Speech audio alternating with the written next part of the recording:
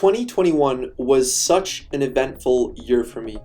From hearing back from a couple of med schools regarding interviews to managing my TFSA portfolio, as well as getting a couple of papers published, it has been an incredibly eventful year.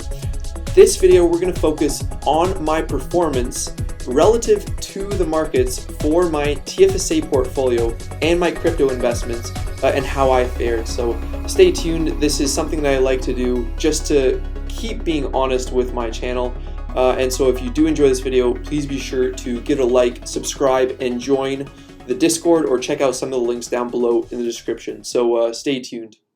This past year, the markets largely looked past the COVID pandemic and stocks shot up. So this is how the markets did before we get into how I did.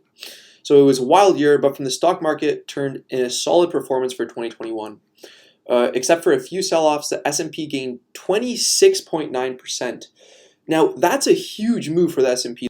The Dow Jones Industrial Average gained 18.7%, while the NASDAQ gained 21.4%. So those are massive, massive moves being made in the markets. 26.9% is incredible. And just so I don't keep you waiting, this is my overall portfolio. And I have to say, it's tough. This one is tough because I did not do as well as I wanted to. In total, I lost close to 6%, which is close to $2,000. So via my Wealthsimple TFSA, I lost $932. Through my TD TFSA, I lost close to $2,000, which is a loss of about 8%. This is a loss of about 9%. In my crypto investments, I gained over 110%, which was only a gain of $842. I invested in Ethereum and decided to get out, so I sold off, and here I am.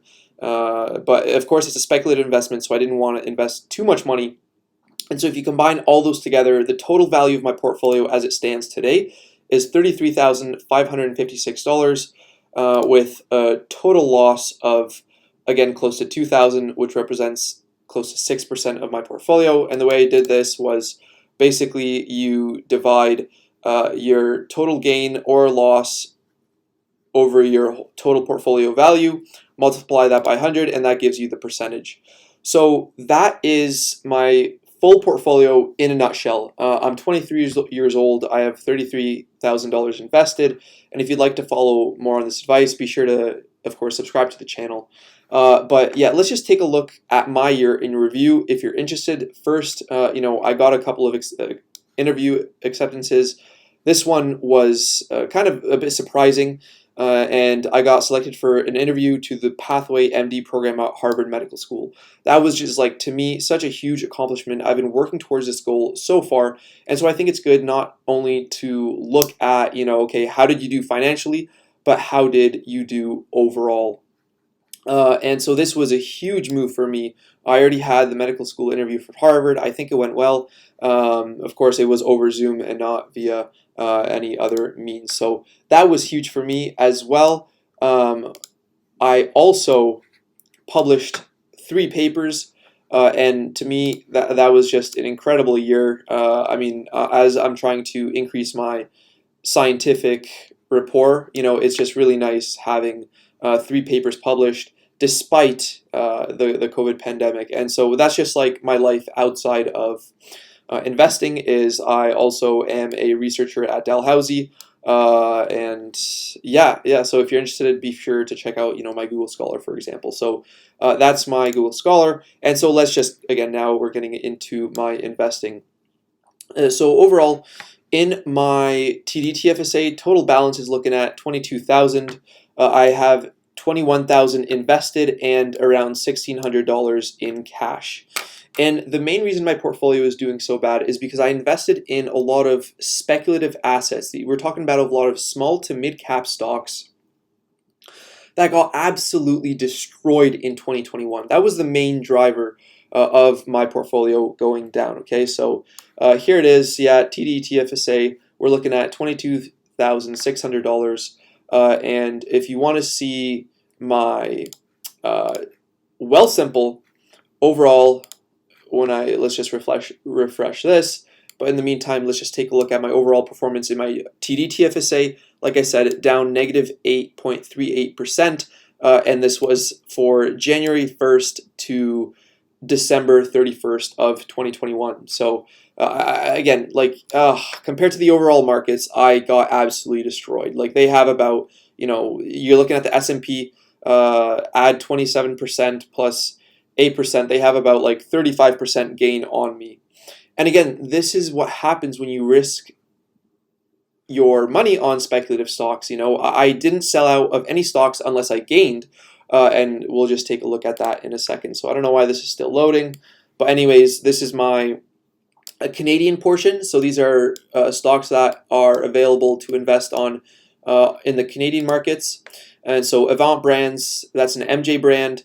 Kirkland Lake, that's a gold brand. That's a gold mining company. And Planet 13 Holdings, another MJ company. So again, we can see, down 55% or $500 on Avant Brands, down 27% on Kirkland Lake, down 10% on Planet 13. So all of these positions are down. Of course, I sold Tesla, which makes up for all of these. But I mean, just the way that small caps and even MJ stocks got hammered this year did not help my portfolio. And I believe in these companies long term. It's just the short term outlook is not bright. So of course, when you listen to anyone, including me on the internet, just take it with your own advice and your own caution, right? Because sometimes it's not nice, and it puts a lot of fear in people, and they want to sell out. But what I say is buy when there's blood in the streets. And I have been leveraging down. I've been averaging down in my Wealthsimple because there you don't have to pay commission. So in my Wealthsimple, I have about $10,000, close to $11,000. Again, my TFSA, I'm down by $932. And in my crypto, I'm up by 842, which is 112% increase. So overall, I'm like down by about $90 in my Wealthsimple.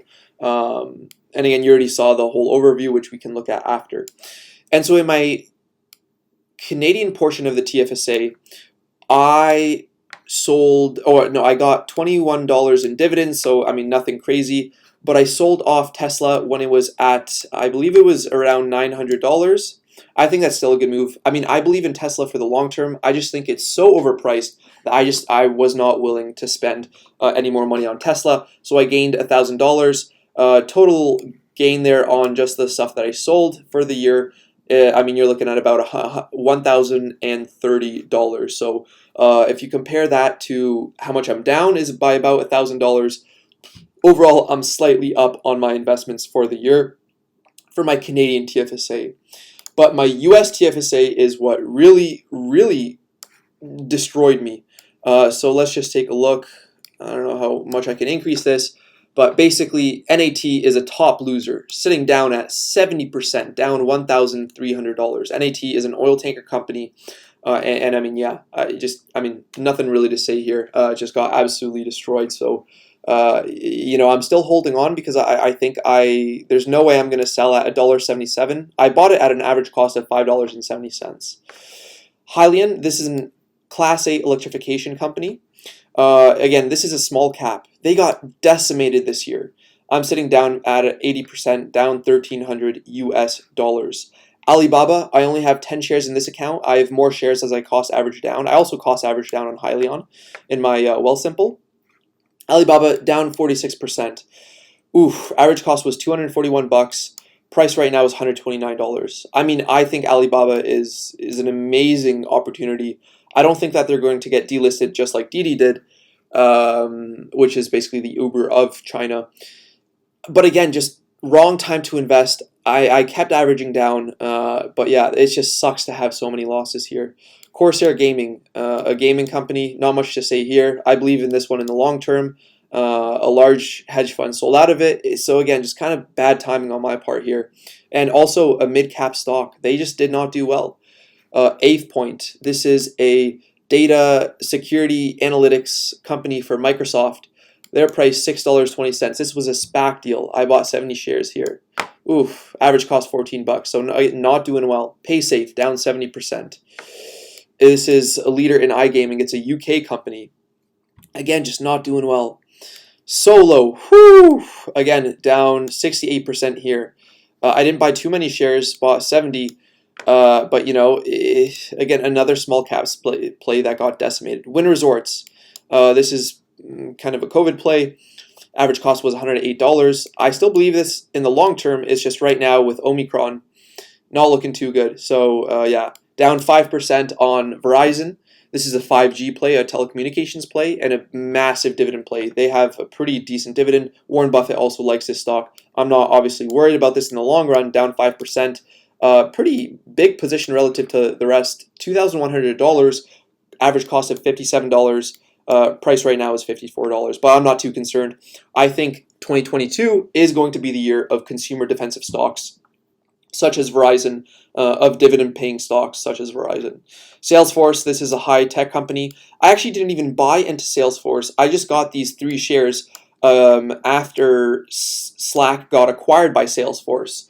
So they did we'll see on my transactions list that they did a cash and stock deal, and so that's how I got the money. I got like I think $750 and 3 shares of Salesforce. So right now sitting at down 5%. Tech stocks are getting hammered. I don't think this company is going to do relatively well in 2022 just because of the rising interest rates, and tech stocks tend to get clobbered. But I'm just going to be keeping this for the long run. Dropbox up 15%. I mean, not much to say there. Again, we'll see how it does this year, but I'm not selling out anytime soon. If we're looking at Walgreens, again, I think this stock is going to shoot up this year. It already has started to, up 33%. And Berkshire Hathaway, again, kind of more of a consumer defensive stock. I think it's going to shoot up. Average cost was $200. Now it's sitting at $319. Facebook, I mean, now it's better known as Meta. Even though tech stocks, I think, will not do too well, I'm not selling out of this position at all, especially since it's like a big metaverse play. So yeah, these are my US positions. I mean, overall, not looking good. But I also sold some stocks, which we'll see in the next one, which makes up for sort of these massive losers right here. And again, I'm not planning on selling out anytime soon. So I overall gained $1,850 just off of selling my winning positions and $146.50 in dividends. Slack Technologies, that got me $775 when Slack got acquired by Salesforce. And then I also sold Churchill Capital. This was a Lucid merger. I sold this for $56. This was beautiful timing, and I gained over 200%. I think 150% of my investment when I sold Churchill Capital, which later got incorporated into Lucid. This was like the SPAC merger, so that was just good timing on my part there. And if you want to check out my real-time buys and sells, subscribe to the Patreon, and I'll put you in the list there. So overall, I mean, I guess we can say that's $2,000 gain, so not bad. But I am sitting on a lot of losers, but these are not realized losses. These are just paper losses because I'm still holding the stocks, but these are my total realized gains and losses for my US portfolio. And let's just quickly check what's happening in my TFSA. On Wealthsimple, so I have Air Canada, C3AI. This is my more spec plays where I go in a bit at first and then I leverage down. So I keep buying the dip. Astrospace, this is a space company that's trying to make launching satellites and rockets into space way cheaper than the competitors, such as Rocket Labs or even SpaceX. So again, speculative investment, down 27% here. This is my all-time return. Alibaba, again, I have 5 shares here. Cost average down still 26%. Baidu, down 13%. I have some dividend plays. Boston Pizza, this is like a Canadian company. Caterpillar, again, I think company is going to go up this year. I have just 2 shares, $448. Clover Health, again, down 60%. But look, I'm not heavily involved in Clover, but I have been buying the dip. Canadian National Railway, Canadian Pacific Railway, Corsair Gaming, again, just classic stocks. This is a Cirrus Logic, makes chips for the iPhone for audio. Canadian Solar, Fortis, this is a utility company. Renewable energy here. H2O Innovation. Robinhood, this is the Wealthsimple of the States. Hyliion, International, IBM, Intel Corp, another chip manufacturer, Nordstrom, Kirkland Lake Gold, Kimberly-Clark, Coca-Cola, just sort of kind of classic plays. And if I see that I'm down a lot, I just start buying more. So you can see I even have Twitter. Some of these are more dividend plays. Some of these are more just, streaming plays. And just overall, I have another marijuana play right here, Wynn Resorts. So yeah, that's my Wealthsimple TFSA. So of course, again, just looking at the broad picture, I lost 6% in 2021. Of course, it doesn't feel good, but I mean, what I'm doing is I'm not panicking. I'm buying the dip. This just goes to show if you're trying to make it big, you have to also be willing to lose big at times. 2021 was not my year, even though the stock market itself was up by 26%. And I hope you just appreciate the honesty. And I'm sorry if you followed some of my stock picks and they didn't do too well. Just goes to show, please do your own research. Don't necessarily listen to me just because I'm in a stock. You may not be willing to tolerate these kinds of risks, so you may want to go more into stocks like Disney or national railway stocks or banks. Those tend to do well. So let me know what you think. I hope you really appreciate the honesty in this video. I think it takes kind of a lot out of me just to share this, but I look forward to doing more, and hopefully 2022 is the year of the small cap stocks that were losers before, and let's see if we can turn this around. So thank you so much for your support. Please be sure to like and subscribe if you enjoy this video, and I look forward to sharing more content with you. So love you all, and peace out.